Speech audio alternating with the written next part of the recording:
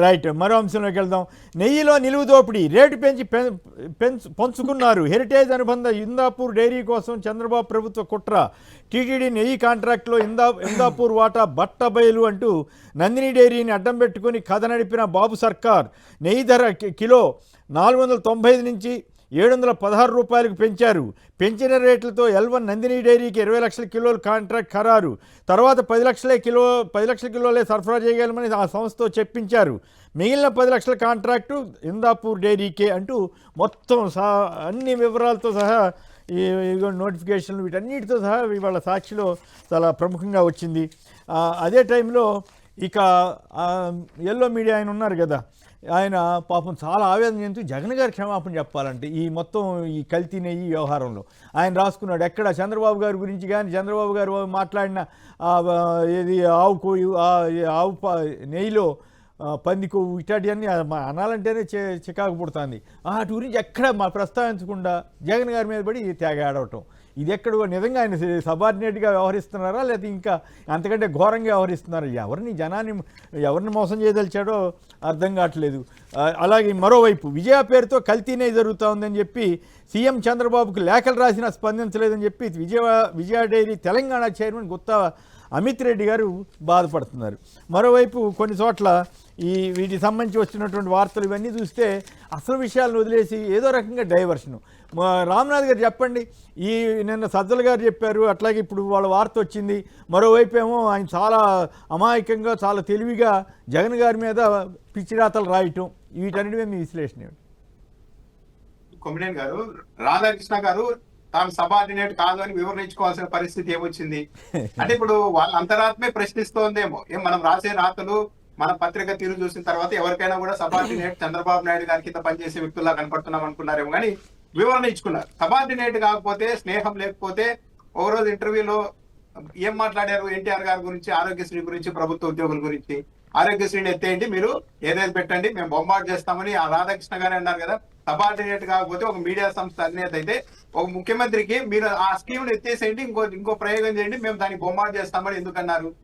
ఉద్యోగులంతా దోచిపెట్టడానికనే ఈ ప్రభుత్వాలు ఉండేదని ఒక ముఖ్యమంత్రిని పట్టుకొని ఆ రోజు ఎలా మాట్లాడగలిగారు? ఇవన్నీ సమాధానాలు చెప్పాలి కదా. సబార్డినేటరా లేకుంటే స్నేహితుడు ఇవన్నీ పక్కన పెడితే చంద్రబాబు నాయుడు గారి వైపు రాధాకృష్ణ గారు పనిచేయరు, ఆయన తటస్థంగా పనిచేస్తారంటే ఎవరు నమ్మే పరిస్థితి లేదు. నేను ఆర్టికల్లో ఏం రాశారు? జగన్మోహన్ రెడ్డికి తాను హిందూ వ్యతిరేకనన్న ముద్ర పడిపోయిందన్న భయం ఏర్పడింది, అందుకే కడప జిల్లాలో ఒక దేవాలయాన్ని పునరుద్ధరిస్తే ఆ కార్యక్రమానికి వెళ్ళారు అని రాశారు. అది కాదు రాయాల్సింది. జగన్మోహన్ రెడ్డి గారు గుళ్ళకి వెళ్ళడం అనేది ఎప్పటి నుండో జరుగుతోంది. అదే కడప జిల్లాలో చాలా జిల్లాల్లో వెళ్ళారు, కార్యక్రమాలకి జాతరలకు కూడా వెళ్తూ ఉంటారు. కానీ హఠాత్తుగా 15 రోజుల క్రితం నుంచి చంద్రబాబు నాయుడు గారు షూ విప్పి వెంకటేశ్వర స్వామి పట్టం పట్టుకుంటున్నాడు.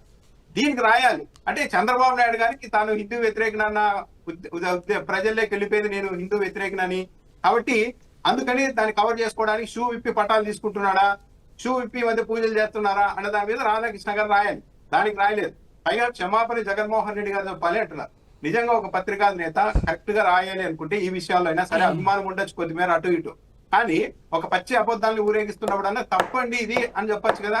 7 కొండలు కాదు 2 కొండలని ఈ రోజు కూడా డాక్యుమెంట్లు చంద్రబాబు నాయుడు గారు మాట్లాడిన వీడియోలు అన్ని తెచ్చిన తర్వాత కూడా తెలుగుదేశం పార్టీ వాళ్ళు ప్రచారం చేస్తున్నప్పుడు మీరు సారీ చెప్పండి చంద్రబాబు నాయుడు గారు, హుందాగా ఉంటుంది, మీరు గతంలో చేసినవన్నీ ఇవి కదా, సారీ చెప్పండి అని అడుగుతున్నారా? 4 ట్యాంకర్ల నెయ్యిలో కల్తీ జరిగిందని చంద్రబాబు నాయుడు గారు అన్నారు. అదే కల్తీ నెయ్యి తీసుకెళ్లి లడ్డులో తయారీకి వాడేశారని సిట్టే చెప్పింది. మరి రాధాకృష్ణ గారు చెప్పాలి కదా. చంద్రబాబు నాయుడు గారు దీనికి ఏం సమాధానం చెప్తారని ఏది చెప్పడం వాళ్ళ వైపు నుండి. ఇప్పుడు అంతిమంగా మిగిలినది ఏంటంటే ఈ లడ్డు ఎపిసోడ్ లో మొత్తం తెలుగుదేశం పార్టీలు ఏమనెత్తిన ప్రతి ప్రశ్నకు వైసీపీ వాళ్ళు డాక్యుమెంట్ తో సహా సమాధానం ఇచ్చారు. కానీ వైసీపీ నుంచి వచ్చిన 10 ప్రశ్నలకు ఇప్పటికీ సమాధానం లేదు. కనీసం ఈ మీడియా సంస్థలన్నా సమాధానం చెప్పే పరిస్థితుల్లో లేవు. పైగా నిన్న బిఆర్ నాయుడు గారి ఛానల్లో డిబేట్ ఏంటి లేదు, కొంతమంది కలెక్టర్లు ఐఏఎస్ వీళ్ళంతా కుమ్మక్కయ్యారు, సీనియర్ ఐఏఎస్ అంతా కుమ్మక్కయ్యారు, వాళ్ళే హెరిటేజ్ కు సంబంధించి హిందాపూర్ కు సంబంధించి డాక్యుమెంట్లు అన్నింటినీ వాళ్ళకి ఇస్తున్నారని చెప్తున్నారు. మీరు తప్పు చేయకపోతే అంత సవ్యంగా జరిగితే డాక్యుమెంట్ ఇస్తే ఏం చేసుకుంటారు ఇతర వాళ్ళు? అంటే మీరు తప్పు జరిగిందని అంగీకరిస్తున్నారు కదా పరోక్షంగా. ఇలాంటి పరిస్థితి పెట్టుకొని ఇప్పుడు నెయ్యి దాంట్లో స్కామ్ జరుగుతుంది అనేది 3 పాయింట్ బట్టి చాలా సింపుల్ గా అర్థం చేసుకోవచ్చు. ఫస్ట్ ఏం చెప్పారు వీళ్ళు ఇనిషియల్ గా 300కి 400కి ఇస్తే అదంతా కల్తీ నెయ్యి అని చెప్పి ఫస్ట్ ప్లేట్ గిరాయి. తర్వాత మీరే గమనించండి కొమ్మినేని గారు, ఇదే వైసీపీ హయాంలో కూడా జరిగింది కాదు. 2024 నవంబర్ అంటే తెలుగుదేశం పార్టీ హయాంలో నందిని డైరీ విశాఖపట్నంలో టీసీఎస్ అడ్డు పెట్టి ఆ తర్వాత ఆ మిగతా కంపెనీలకు 99 పైసలు భూములు ఎలా కట్టబెట్టారో అలాంటి ఫార్ములాని ఇక్కడ కూడా అప్లై చేశారు. 2024 నవంబర్ లో Nandini dairy Karnataka milk federation కి కాస్త పేరు ఉంటుంది కాబట్టి ఓకే పద్ధతైన కంపెనీనే అనుకుంటారని చెప్పి దానికి 2024 నవంబర్ లో 495 రూపాయలకి కిలో చొప్పున తీసుకున్నారు. కరెక్ట్ గా ఏడాది కూడా తిరగకముందే 2025 అక్టోబర్కి వచ్చేసరికి 716 రూపాయలకి తీసుకెళ్లారు. అంటే ఒక్కో కిలో మీద 44% ధర పెంచారు. 221 రూపాయలు పెంచారు. సాధారణంగా ఇలాంటి పరిస్థితి వచ్చినప్పుడు ఏంటి ఏడాది క్రితం 495 రూపాయలకి ఇవ్వడం ఏంటి, ఇప్పుడు ఏకంగా 716 రూపాయలు కోట్ చేయడం ఏంటి, కాదు అని చెప్పాలి L1 గా వచ్చిన తర్వాత.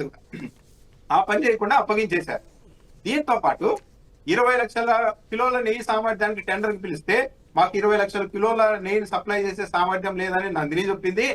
అందుకే ఓ 10 లక్షల కిలోల్ని మనం ఇందాపూర్ డైరీకి ఇస్తున్నామని చెప్పారు. ఆ ఇందాపూర్ డైరీకి కూడా ఎలా ఇచ్చారు, వీళ్ళే ఓ నిబంధన పెట్టి 800 కిలోమీటర్ల ఆవలు ఉన్న డైరీల నుండి నెయ్యి సేకరించడానికి వీల్లేదని చెప్పి ఇందాపూర్ దగ్గరకు వచ్చేసరికి మాత్రం ఆ నిబంధనను కూడా పక్కన పెట్టేసి 900 కిలోమీటర్ల దూరంలో ఉన్న ఇందాపూర్ నుంచి కూడా నెయ్యి కొనుగోలు చేశారు. 2025 అక్టోబర్ లో మాకు 10 లక్షల కిలోలు మాత్రమే సప్లై చేసే సామర్థ్యం ఉందని నందిని డైరీ చెప్పింది 2025 అక్టోబర్. కానీ 2025 నవంబర్ కి అంటే మరుసటి నెలలోనే మళ్ళీ ఇంకో టెండర్ పిలిస్తే 10 లక్షల కిలోలకి అప్పుడు మళ్ళీ నందిని డైరీ వచ్చి టెండర్ లో పాల్గొని L3 గా వచ్చింది. మేము ఇంకో 10 లక్షల కిలోల నెయ్యి సప్లై చేస్తామని. అక్టోబర్ లో మాకు 10 లక్షల కిలోలు మాత్రమే సప్లై చేసే సామర్థ్యం ఉందని చెప్పి దక్కిన 20 లక్షల టెండర్లలో సగం వదులుకున్న నందిని డైరీ ఆ మరుసటి నెల వచ్చేసరికి మళ్ళీ మేము 10 లక్షల కేజీలు సప్లై చేస్తామని ముందుకు వచ్చింది. అంటే దీన్ని బట్టి క్లియర్ గా అర్థమవుతుంది కదా, మొత్తం రింగ్ అయ్యారు. ఆ 20 లక్షల్లో 10 లక్షల కిలోలు ఇందాపూర్కి ఇవ్వాలనుకున్నారు, అందుకే దాన్ని స్ప్లిట్ చేసి ఇచ్చారు. ఆ తర్వాత మళ్ళీ వెంటనే నందిని వచ్చి ఇక్కడే తెలిసిపోతారు చాలా క్లియర్ గా ఇదంతా చేశారు అని. అయితే ఒక మాట చెప్పండి ఫైనల్ గా, సజ్జల గారు వీళ్ళంతా కూడా మొత్తం ఆధార సహితంగా పేరు నాని గారు కానీ వీళ్ళంతా చూపిస్తున్నారు. ఇవన్నిటి ప్రకారం టీటీడీ ఈ లడ్డూ టెండర్లో నెయ్యి టెండర్లో స్కామ్ జరుగుతున్నట్లుగానే భావించాలా? సింపుల్ కొమ్మినేని గారు, ఇప్పుడు 716 రూపాయలకి నందిని డైరీ టెండర్ తీసుకుంది, ఇందాపూర్ 658 రూపాయలకి తీసుకుంది. ఇదే నందిని డైరీ మార్కెట్ లో చూస్తే 600 చిల్లరకి నెయ్యి అమ్ముతోంది. సాధారణంగా బయట మార్కెట్ లో నెయ్యికి టీటీడీకి సప్లై చేస్తే ఒక్కో కిలో మీద 130 రూపాయలు సదరు డైరీకి మిగులుతుంది. అంటే మధ్యలో ప్లాట్ఫామ్ లకు ఇవ్వాల్సిన అవసరం ఉండదు, కమిషన్లు ఏముండవు, డైరెక్ట్ గా ప్యాకింగ్ ఖర్చు ఏముండదు కాబట్టి డైరెక్ట్ ట్యాంకర్లలో తీసుకుపోయే పని కాబట్టి ఒక్కో కిలో మీద 130 రూపాయలు తిరుమలకు సప్లై చేస్తే ఒక్కో డైరీకి ఒక్కో కేజీ మీద 130 రూపాయలు మిగులుతుంది.